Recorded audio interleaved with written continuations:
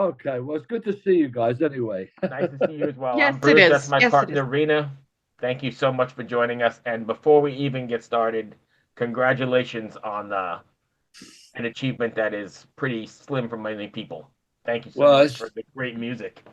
it came as a great surprise because we didn't, at some point, we didn't think we'd ever get in, actually, to be honest. Right. I mean, I And think a it's just lot of been, people feel that way. I don't know how they really even do the choosing, but yeah, monumental. I mean, it's such an honor to be actually, nominated, let alone inducted, which we're hoping for. We're getting a lot of votes. We're really doing well. Right. And it's funny, I was looking on Instagram this morning at Mark Ronson's uh, site on there, and he was being interviewed about us being in the Rock and Roll Hall of Fame because he's Mick Jones's stepson, Mark Oh, wow. Ronson, and he showed a clip of Paul McCartney in his car. It was just hilarious. He said, "Foreigner not in the Rock and Roll Hall of Fame? That's effing ridiculous." I mean, he did an F bomb. I mean, he really did it, and we were all just crying with laughter because I mean, Paul just doesn't do that usually. Right. And But it's been but a it's long time coming, though, right? oh Yeah, he yeah, has I a mean, point, right? well, it's taken 22 years of waiting to get to Yeah. this point, and so it's a big deal for us because we're very thrilled. We really are. Where were you at the moment you heard it? Well, I was at home here in Florida, and my manager, Phil Carson, had warned me during the week. He said, there's going to be an announcement, Rick, on the weekend. He said, but I can't tell you what it is because it's a secret. And I thought, I wonder what it is. I thought, maybe he's going to surprise us and say, we're going to play the Superdome or something. I don't know, Super Right. Bowl. So suddenly on Saturday, I was looking on Instagram and I saw Rock and Roll Hall of Fame nominees. And there was our name, along with Peter Frampton and all these other guys, Ozzy Osbourne and people. And I suddenly dawned on me, it's finally happened. We've been nominated. That's great. Yeah, it was a great moment, and it's really given us a lift. All the guys in the band are I just thrilled. imagine. So Yeah. I've been a fan of you guys forever, and I'm going to tell you the first concert I ever went to in my life, I saw you on the Foreigner 4 tour with Billy Wow. Squier at the Nassau Coliseum on Long Island. So that's like 83-ish, maybe? Yeah, it'd be around that time, 82, 83. Yeah. I mean, Yeah. that year was just nuts for us. After the Foreign and Four album came out, it just took off. I mean, it was just incredible. And so we just had to tour. We had so many great, support artists too, along with Billy Squire. We had Joe Walsh. We had Brian Adams. I mean, these are big artists in their own right. And yet there were we finishing the show every night. So it was pretty amazing. It was That's great. It was a huge year for me too. I think I started Solid Foods maybe 83. That's funny. nice. But I guess that's the That's what I'm power of here for. music, right? Stupid jokes. Yeah. No, but I Yeah, I guess mean, that's the power of, right? You've gone through all these generations of fans. well, it's really intriguing because I joined the band in '79, right before we did the Head Games album. And if you'd have told me then that 40 years or more later, we'd still be relevant today and people would still be listening to Foreigner, I wouldn't have believed you. I really wouldn't. I don't think Right. any of us would. But yeah, the name's still strong. The current band that's out there, by the way, we put out that they're not a covers band. And some people say that's not right. We put those guys out to take on, what we do because we're all getting old and we don't like the touring so much anymore. The travel just Right. kills us. But we're going to do as much as we can this year. I know that I'll be doing as many shows as I can, and Al Greenwood certainly will as well, the original keyboard player. Mick and Lou have had some health issues over the years as well, which Right. has been a factor in them not always being there. But I think for the Rock and Roll Hall of Fame, we're all going to make the effort. I know Dennis Elliott wants to do it, the drummer. I know Al Greenwood does. I certainly do. We're hoping Mick and Lou will be there with us too, Yeah, because you got to we know figure out we a way can to do make it. that happen. Yeah, I mean, we know we could do it with the current guys because Kelly Hansen is such a great frontman and singer, and all the guys in the band are superb musicians. But this is very special. I mean, we would hope to be in Cleveland come the fall to do this and show everybody that yes, we can still stand up there and play. Yeah, It's Rena. all it's good. Yeah, that sounds like an excellent plan, and I think it would be such a shame if the entire band wasn't Oh, there well, for the main event. And well, like Bruce said, this is like an absolute privilege to be able to play for decades and still be relevant and still have new fans. So do you get a lot of these like two generation kind of fans that you get, or maybe even three, that you get a grandma and a mom and a daughter, yep. or guys like but anyway, is this like a thing that happens? Yeah, well, it's intriguing because I try and do shows from time to time whenever they're near me or wherever I am. I have a home up in New Hampshire and one here in Florida. So I will definitely be playing with the band in St. Augustine on March the 12th. And it also happens to be my wife's birthday that day. So we're going to go and celebrate that as well. Nice. So I will definitely be there for that. So if you want to come and see a couple of the original guys, I will be there. That's for sure. Nice. Yeah. Sounds excellent. Yeah, I mean, we try and do as much as we can. And now that this has happened, I think we'll make more effort to get out and be with the band and, do the end of the show with them as we've been doing. And it's just so nice to actually see the different ages in the audience from, very young to pretty old, actually, to be honest. Yeah. But they're That's the there thing. for the music, and they sing along. They know all the lyrics. And, we've had a lot of big hits in our time, and they know every word. It's great. It's really encouraging. I did a terrible thing to one of your songs one time Uh-oh. to to celebrate my friend Chell's birthday. He turned 40, so I took I Want to Know What Love Is and just made it into I Want to Know What Chell Is by That's all right. We strategic. forgive you. Thank you.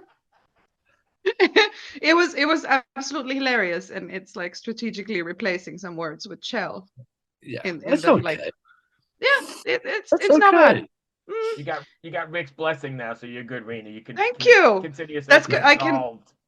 I can now sleep easy, and I haven't since. You know.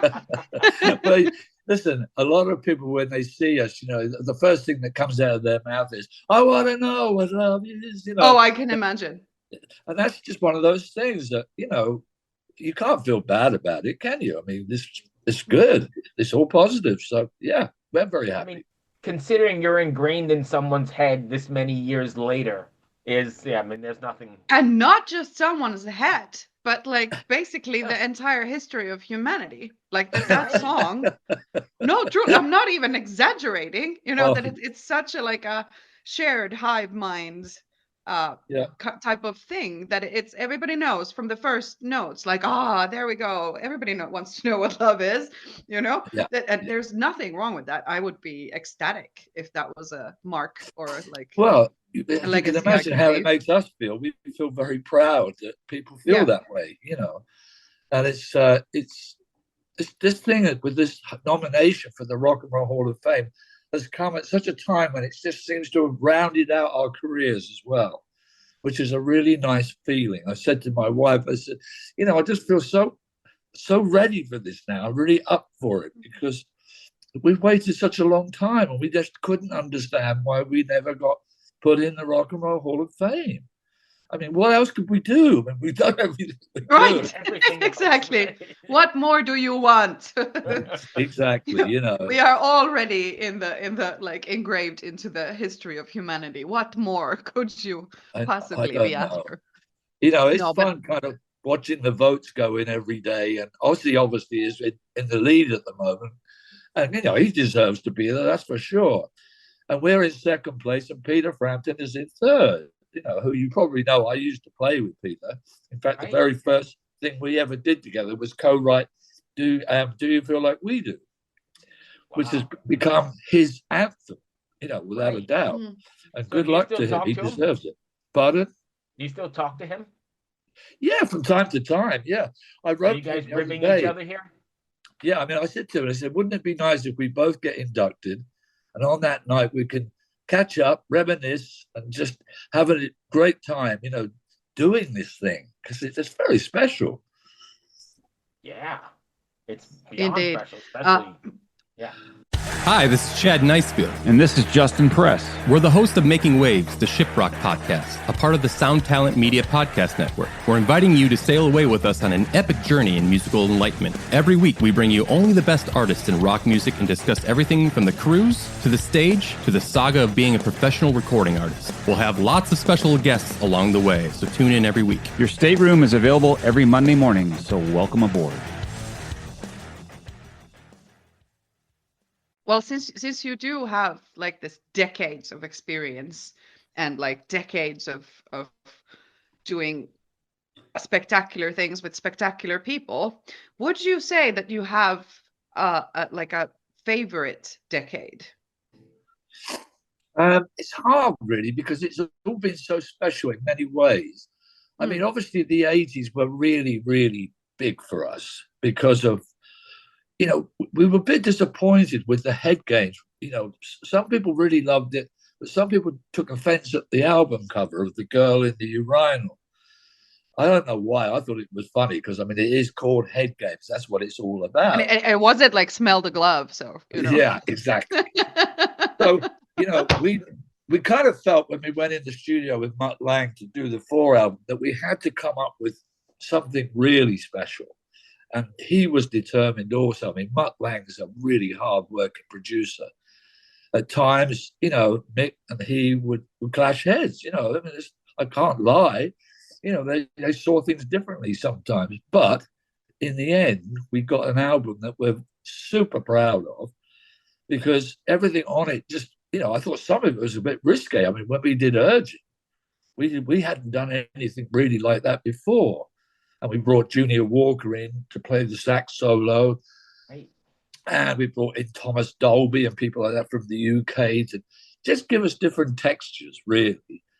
And we came up with the goods, you know, between Urgent, Jukebox Hero, Waiting for a Girl Like You. We were off to a flying start, that's for sure. So the rest of the year was just sell out tours. And it was very exciting, you know, and it carried on from there. I mean, we still came up with the goods after that, you know, with Unusual Heat and all these other albums that we made. And I don't know, it's just been great. Been really good to be part of it. That was like right at the advent of MTV too, right? Right around 4. Yeah. I mean, I must admit, we weren't too thrilled about MTV at first because we weren't really a video type band. I mean, that's one thing. People always say, oh, you're faceless. You know, well, I suppose to a degree we are. But that wasn't what we were in it for. We were in it for the music, what we could come up with, you know, and challenge ourselves to really make great songs. But, of course, we eventually did do videos for these things. But, you know, videos are, well, to put it mildly, a bit of a pain in the butt because you have to be there like at 6 a.m. to start makeup and hang around, do a take, hang around, do another take. It's a long day. And it's kind of, you know, I don't know. You know, some people love it, I guess, but we weren't one of those people that loved it. Yeah, clearly. But what do you think about like a video? Can it be seen like as a enhancer of the storytelling that is already in the song? Like I would look at it as a added layer of getting our message across or our vision across. No, I mean, it's important, that's for sure. And MTV did a very good job of how they presented it. The presenters were good. The whole thing, you know, really, really, you know, was well worth being part of. But we found it a bit tiring at times. Sorry, that's my house phone ringing at the moment. I don't know who that is, but I hope my wife's going to answer it upstairs. Anyway, let's keep talking. Yeah, that's cool. Sorry about also, who has a house phone? If it's not my dog barking, it's the phone ringing. Right, right. Well, clearly you have friends and dogs, so your life is going great. So. Oh yeah, we're happy. I mean, you know, it's just been wonderful. Where we live here, I mean, everybody I talk to, they say, "How's it going?" I said, "Well, it would go better if you would vote every day for us as well." And they get on board and they do it, and it's been really nice to see. I think it's made people happy. To be honest, that's really what it's done. They think it's more than about time that we were in the Hall of Fame. Put it that way. I was shocked you weren't actually. I don't know So that I we. realized you weren't, and then I saw that that message Yeah. from Vanessa. And I was like, oh man. So I Well- need to ask you the most important question, and it's really not even foreigner related, but what kind of dogs do you have? Because we're dog lovers. It's a Cocker Spaniel.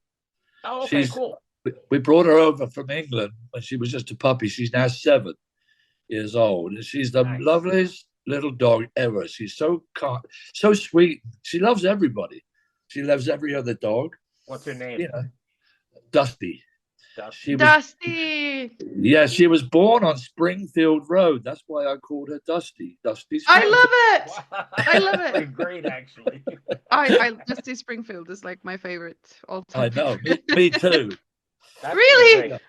That's excellent. I love her so much. And I would love your dog too, You by would. default. And She would love me by default. Yeah, So I'm she liking would this. lick you all over. Don't worry.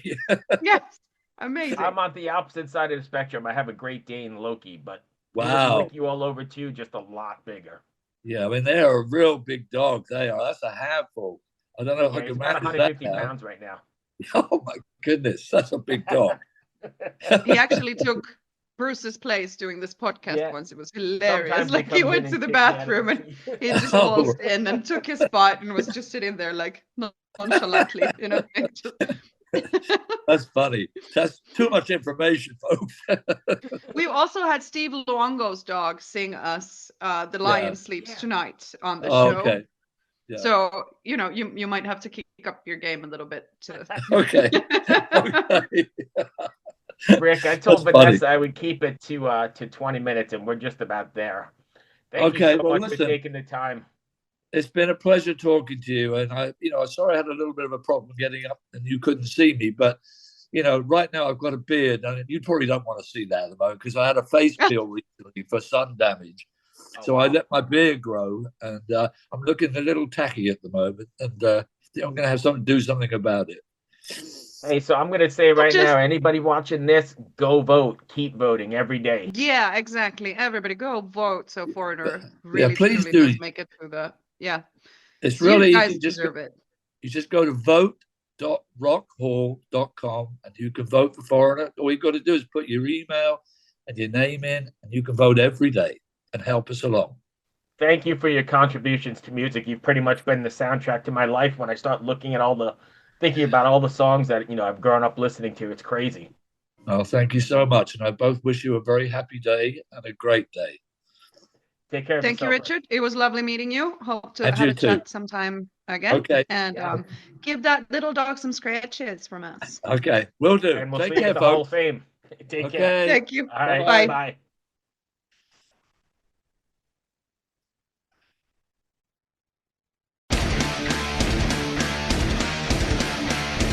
Hey there, I am Johnny Christ from Avenged Sevenfold, and I've got a podcast called Drinks with Johnny you're going to want to check out. I sit down with a bunch of different people from all different walks of life, from professional wrestlers to actors, comedians, fighters, musicians, everything in between. I'm just looking to make some friends and have a good time doing it. So if that sounds like something you're into, go check out Drinks with Johnny, streaming everywhere now.